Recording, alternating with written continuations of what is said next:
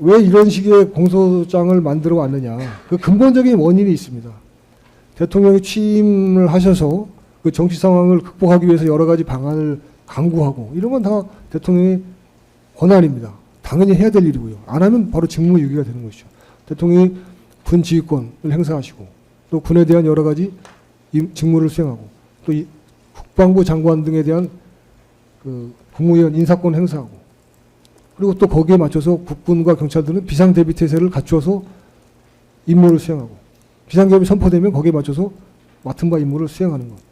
그 해제가 돼서 해제 의결이 나서 대통령이 해제하면 해제된 대로 임무 복귀하고 당연한 과정이거든요. 아무런 문제가 없는데 이거를 왜 범죄로 만들어서 이렇게 장황한 100쪽이 넘는 공소장을 만들어 하느냐. 이건 기본적으로 비상계엄 선포에 대한 판단권을 검사들이 훔쳐갔기 때문에 그렇습니다. 절도했습니다. 이 판단권은 대통령에게밖에 없습니다. 헌법 70조 제1항. 그리고 그 권한을 대통령에게 준 것은 대통령이 국민들에 의해서 직접 선출된 대한민국 최고의 민주적 정당성을 가진 헌법기관이기 때문에 그렇습니다. 대통령은 그 국민적 지지를 받고 민주적 정당성을 갖고 직무를 수행하는 겁니다. 자신의 정치적 책임 하에. 비상계엄을 선포할 수 있고요. 외국과 선전포고도 할 수 있습니다. 외국과 강화도 할 수 있습니다. 새로운 나라와 외교도 할 수 있고요. 외교 단절도 할 수 있습니다. 이런 포괄적인 권한을 가진 사람이 바로 대통령입니다. 왜냐하면 국민들로부터 직접적으로 선출되었기 때문에 민주적 정당성을 바탕해서 권한을 행사하기 때문에 그렇게 되는 겁니다. 그런데 검사들이 자기들이 비상계엄 선포 요건을 판단하겠답니다. 요건이 안 되는데 비상계엄을 선포했다. 그래서 그게 바로 내란이다. 그래서 제가 말씀드린 것처럼 정말 조잡하고 졸렬하고 빈약하고 빈곤한 상상력이다. 이건 검사들의 상상력도 아닙니다. 그나마 이것도 다른 사람들의 거를 이식받아서 하고 있을 뿐입니다. 근데 거기서 끝나지 않고요. 이런 수사와 불법 기소는 범죄입니다. 이 대한민국의 민주적 기본 질서가 바로 잡히면 이 불법 수사와 불법 기소 이런 것들은 반드시 응징될 날이 있을 거라고 저는 믿습니다. 결국은 매우 정상적인 직무 수행 과정과 계엄 사무 수행 과정 그리고 마무리 과정이 범죄로 둔갑하였던 이유는 근본적으로 검사들이 비상계엄 선포 요건을 대통령으로부터 훔쳐갔기 때문이다. 그래서 뒤집혔죠. 이것만 빼고 보면 아무런 문제가 될 것이 없습니다. 공소사실 기재 내용은 정상적인 대통령과 국방부 장관의 직무 행사 과정에 대한 기술에 불과합니다. 개별적으로 어떤 문제가 있는지 말씀드리겠습니다. 다음 슬라이드입니다. 로마자 2번 검사들이 내란이라고 규정하고 있는 것들은 다시 말씀드리지만 내란으로 검사들이 둔갑시켰을 뿐이고요. 실제로는 대통령과 국방부 장관 그리고 각급 사령관들의 헌법상 직무상 권한 행사 과정입니다. 검사는 그 1번에서 아라비아 숫자 1번으로 대통령의 취임에 즈음한 정치 상황을 쭉 기술하고 있습니다. 그 다음 보여주시죠. 전부 7개로 구성이 되어 있고요. 아까 보신 것 같은데 첫 번째 대통령 취임과 정치 상황 1번입니다. 1번에 대해서 설명을 드리겠습니다. 14쪽부터 시작이 됩니다. 요것이 끝나면 2번, 3, 4, 5, 6, 7번까지 순차적으로 말씀드리겠습니다. 1번에 대해서 그 다음 슬라이드입니다. 공소사실에서 이렇게 기재해 두었습니다. 이것이 쪽수로 보시면 15쪽, 16쪽에 걸쳐서 있습니다. 대통령과 김용현 장관의 인식을 한번 읽어볼까요? 제가 읽어드리겠습니다. 재판장께 읽어드리겠습니다. 언더라인 된 부분만 보시면 됩니다. 윤석열 대통령은 우리 사회 곳곳에 암약하고 있는 종북 주사파를 비롯한 반국가 세력들을 정리하지 않고는 대한민국의 미래가 없다. 반국가 세력을 정리하고 자유민주주의 체제를 수호하고 헌법가치와 헌정질서를 갖추어 미래 세대에 제대로 된 나라를 물려줄 책임이 있다. 나는 대통령이 끝날 때까지 이 일을 위해 최선을 다할 것이다. 이 말에 무슨 하자가 있습니까? 이 말에 무슨 하자가 있습니까, 재판장님? 대통령은 이러한 판단과 인식 하에 국민으로부터 선출받은 사람입니다. 그런데 검사들이 무슨 자격으로 이 인식이 잘못됐다고 주장하는 겁니까? 이 인식에 문제가 있습니까? 이 인식에 동의하지 않는다면 적들이겠죠. 우리 사회 곳곳에 암약하고 있는 종북주사파를 비롯한 반국가 세력들을 정리하지 않고는 대한민국 미래가 없다. 반국가 세력을 정리하고 자유민주주의 체제를 수호하고 헌법 가치와 헌정 질서를 갖추어 미래 세대에 제대로 된 나라를 물려줄 책임이 있다. 나는 대통령이 끝날 때까지 이 일을 위해 최선을 다할 것이다. 이 검사들이 그냥 쓴 워딩입니다. 이 워딩, 검사들이 인용한 워딩 자체로도 무슨 문제가 있습니까? 얼마나 대통령으로서의 그 헌법상의 책무를 다하겠다는 인식이 그대로 드러나 있지 않습니까? 아마 검사들은 종북주사파를 비롯한 반국가 세력들이 없다고 생각할 수 있는 모양이죠. 그러나 그거는 윤 대통령이 이러한 인식과 정책, 비전 하에 국민으로부터 선택을 받았기 때문에 국민들로부터 평가를 받는 겁니다. 검사들로부터 평가받지 않습니다. 판사들한테 평가받지 않습니다. 그런데 검사들이 공소장에 버젓이 이런 말을 적어놓고 이것이 문제가 있는 것처럼 얘기를 합니다. 그리고 마지막에 보시면 피고인 김영현 장관은 이와 같은 대통령의 말씀에 적극 동조하였다. 동조했기 때문에 범죄가 된다는 뜻이거든요. 이러한 인식 자체가 범죄라는 뜻이거든요. 다시 말씀드리지만 대통령은 이러한 인식을 갖고 국민의 선택을 받은 민주적 정당성을 가진 헌법기관입니다. 최고의 헌법기관입니다. 이 사건 공소장의 기재가 이런 식으로 시작한다면 과연 이 사건 수사를 하고 공소장을 쓴 사람들은 누구냐? 종북주사파를 비롯한 반국가 세력들이다 라고밖에 볼 수가 없는 거죠. 윤 대통령이 정리하고자 했던 세력, 그 세력들이 이 사건 수사를 했다고밖에 볼 수가 없는 거죠. 왜냐하면 그거 이외에는 불만을 가질 내용이 하나도 없거든요. 이 사건 공사실의 본질이 이렇습니다. 재판장께서 이 부분을 영민하시니까 더 저희보다 훨씬 더 잘 파악을 하고 계실 거라고 믿습니다. 이걸 검사들이 공소장에 버젓이 적어놨습니다. 이걸 읽으면서 저는 대통령의 인식에 눈물이 날 정도였습니다. 대통령이 끝날 때까지 이 일을 위해 최선을 다할 것이다. 헌법 가치와 헌정 질서를 갖추어 미래 세대에 제대로 된 나라를 물려주겠다. 그건 헌법 대통령이 취임하면서 하시는 그 선서의 내용을 그대로 반영한 거거든요. 다만 내용이 종북주사파를 비롯한 반국가 세력들을 정리해야 됐다. 이 말씀이거든요. 여기에 불만을 갖는다. 그러면 이 불만을 갖는 자들이 바로 반국가 세력들이죠. 결국 이 사건 공소장은 반국가 세력들에 의해서 쓰여진 겁니다. 반국가 세력들에 의해서 수사가 이루어지고 기소가 이루어졌습니다. 그 다음 슬라이드죠. 다시 한번 강조해서 말씀드리지만 대통령은 종북주사파를 비롯한 반국가 세력들을 정리해야 된다. 그것이 대한민국의 헌법 가치와 헌정 질서를 지키는 일이다. 그렇게 해서 미래 세대에 나라를 물려줄 책임이 있다라는 이런 인식 하에 국민의 선택을 받았습니다. 그런 인식이 없는 자는 선택이 안 된 겁니다.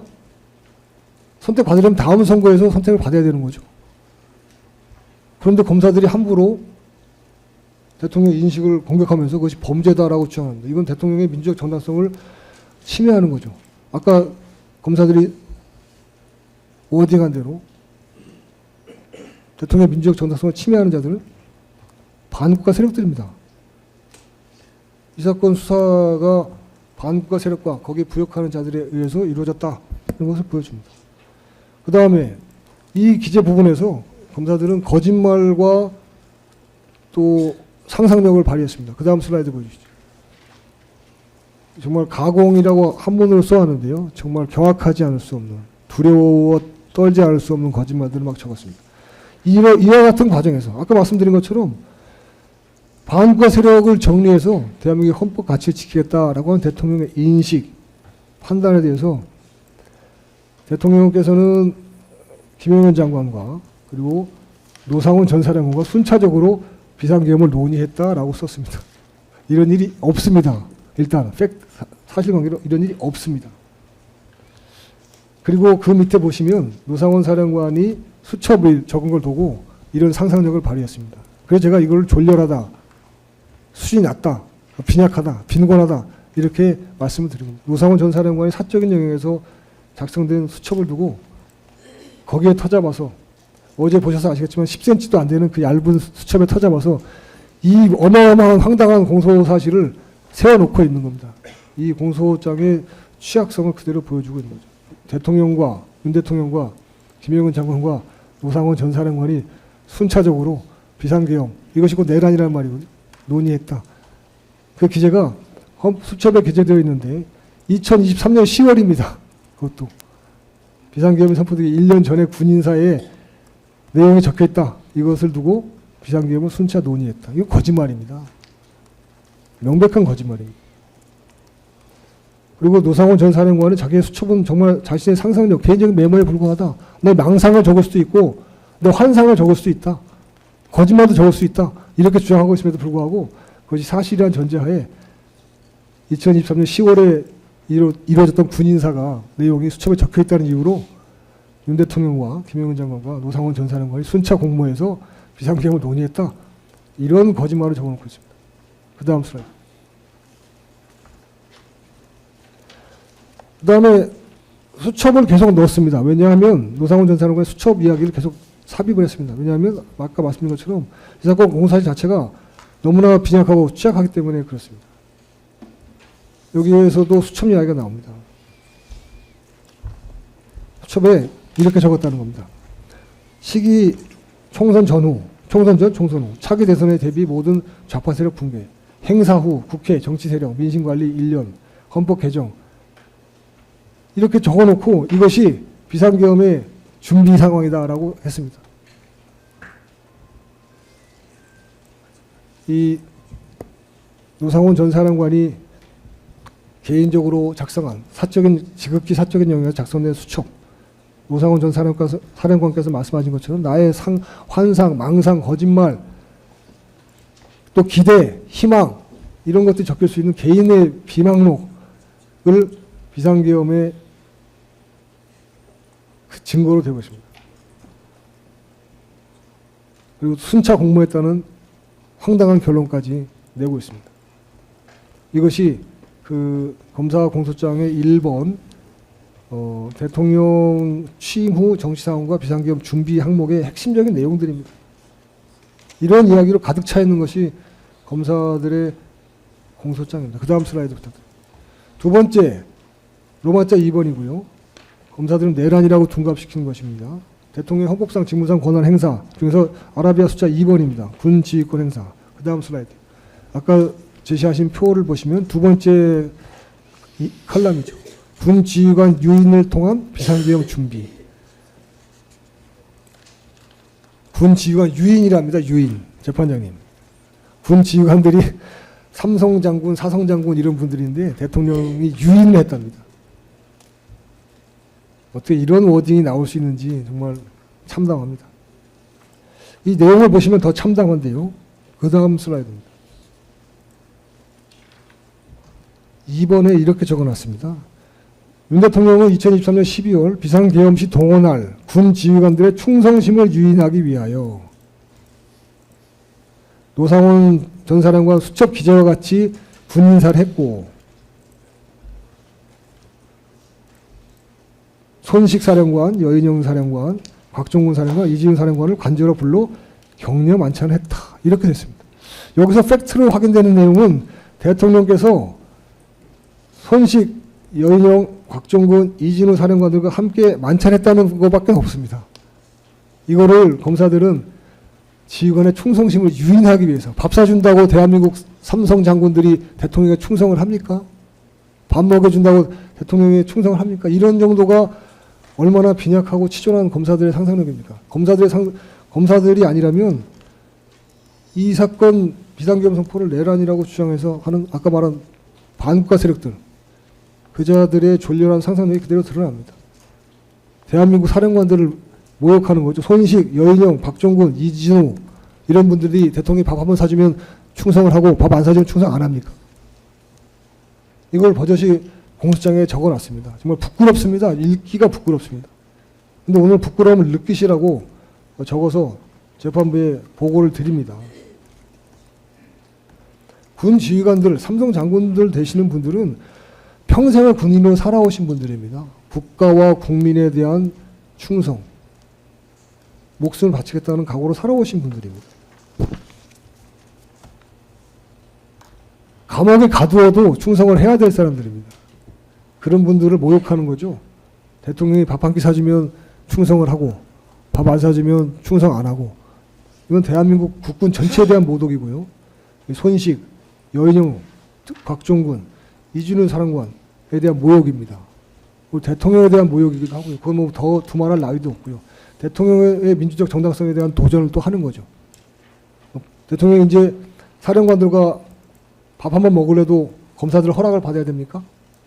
판사들 허락을 받아야 됩니까? 이런 게 바로 내란입니다. 대통령이 누구를 만날지, 만나서 무슨 대화를 할지, 그건 대통령의 고도의 통치행위고 재량행위입니다. 어떤 말씀도 할 수 있고, 어떤 생각도 할 수 있고, 어떤 내용도 다 들을 수 있습니다. 누구도 만날 수 있습니다. 적도 만날 수 있습니다. 문재인은 김정은도 만났지 않습니까? 그런데 검사들이 대통령이 군 지휘관들 만난 걸 보고 만나면 안 된다, 이런 소리를 적어놓고 있습니다. 왜 만나면 안 되느냐? 밥 사주고 충성심을 받아내려고 했기 때문에. 이런 수준 낮은 공소장이 대한민국에서 작성되고 기소됐다는 게 정말 처참합니다. 그 다음 슬라이드부터. 이 사건 공소 사실은 기본적으로 대통령의 민주적 정당성에 대한 심각한 도전입니다. 국헌 문란 행위입니다. 이것이 바로 내란이라고 말할 수 없고요. 그 내용 다시 한번 읽어드리겠습니다. 윤석열 대통령과 김영현 장관은 이와 같은 모임, 사령관들과 같이 만찬하고 격려하고 하는 자리입니다.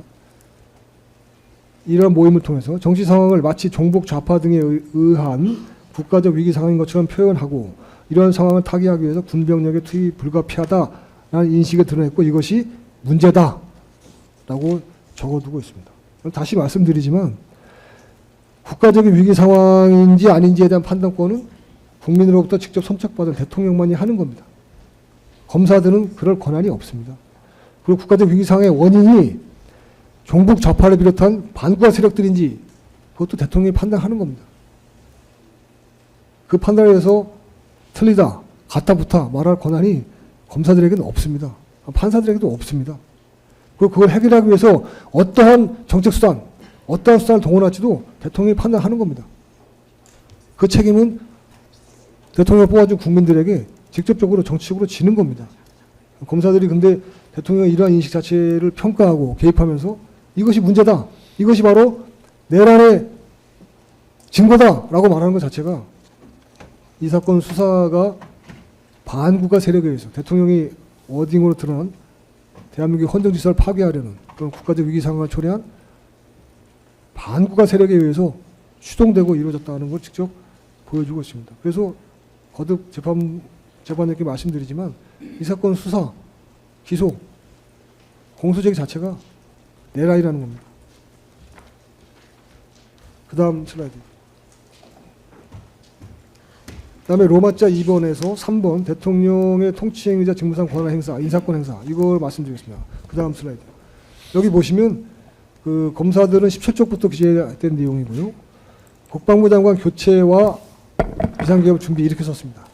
대통령이 김영현 장관을 임명하는 대통령으로서 또 군 인사권자로서, 군 통수권자로서의 인사권 행사를 비상계엄 준비와 연결시키고 또 그것이 내란이다 라고 쓰고 있습니다. 이 자체로 그냥 말 들어봐도 얼마나 황당한 이야기인지 알 수가 있습니다.